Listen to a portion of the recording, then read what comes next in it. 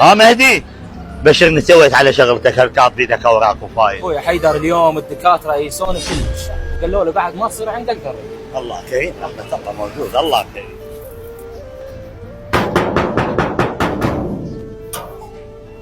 اهلا حيدر، الله يسعدك. امين، شلون صحتك؟ انا جايك بموضوع، حتى شفت مهدي اخوك علاجاته وفايله، وهسه جاي من الطبيب وعيسى قال لك كل خلطه ما تصير. حيدر انا ايش بيدي عيل، والله كاسر ظهري، بس غير هو هذا رزق الله، كاش نسوي يا اخي امنت بالله، هو انت عندك 2 ولد، انت واحد لاخوك، هم ما رايح بعيد يتونس عليه يا اخي. لك حيدر راح اخذ جهال واروح، انصدق كذب اكحل عيوني اذا ياخذ واحد من توكل على الله. بعد انا